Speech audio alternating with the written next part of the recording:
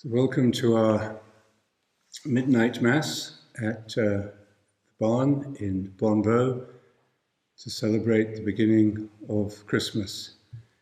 It's a great joy for us to be able to welcome you here from many parts of the world for a very, I hope, silent and deep and meaningful beginning of our Christmas celebration.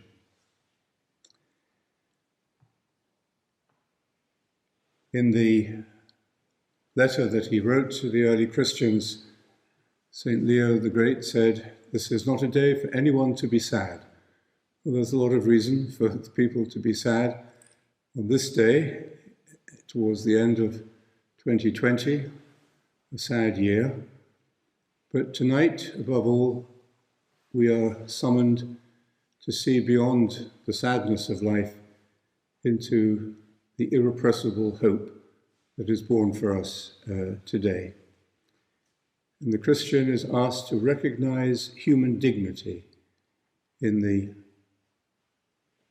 epiphany of the Incarnation. Christmas Eve joins two aspects of ourselves: our memories of childhood Christmases, our nostalgia, and our emotional self, with our deepest sense of wonder in face of the mystery of God and the meaning of human existence. What's your earliest memory of Christmas? I think one of my very earliest is coming back with my family on Christmas Eve after midnight mass, on the days when midnight mass meant midnight, walking through thick snow, which was very exciting, through London streets. And we had lit a candle in the window of the house, and we saw it burning as we came in, and then as soon as we opened the door, we saw the candle fall over and set light to the curtains. So fortunately, we were just in time to save our Christmas. One of the memories you don't forget. And then my memories of Father Christmas coming, and in our family we put all our presents in pillowcases at the foot of the bed. And this was, I guess, unbelievable expectation and anticipation, excitement at the arrival of all these gifts. And even when I saw my older brother coming in, after I was supposed to be asleep, I saw him coming in quietly and with a pillowcase, putting it at the end of my bed, and I could tell it wasn't Father Christmas. But it didn't shake my belief in Father Christmas. I thought Father Christmas must have been busy and handed him the pillowcase to bring it in. So there are many people today who, if you want to believe something, they will believe it. But the other aspect of Christmas, the sheer inconceivable audacity of the claim that God became human, that the word through which the cosmos and all existence came into being, the word was made flesh. And somehow, tonight, we connect these two aspects of ourselves: our developmental self, our childhood memories, our feelings, our nostalgia, with this intoxicating wonder of a revelation. To believe really means to trust, to be open to more than we can understand. Not to be skeptical in a negative way, but to be open and to take the risk of being open, to trust that the universe is friendly, that life has meaning, and that the loving kindness of God, the tenderness of the mercy of God, comes to us and desires us with infinite longing, desiring to give itself to us. It's about longing for a gift, whether as a child looking for the pillowcase at the bottom of your bed, but as an adult, as we mature, to long for that gift of knowing and believing that the supreme gift is given. Human beings fall short in so many ways when it comes to giving. Unfaithful, shallow, egocentric, unstable, unreliable. That's what we're like a lot of the time. And the one thing that would make the human being authentic and real is if we could give ourselves unconditionally and irrevocably. But we all know we can't. We're just human.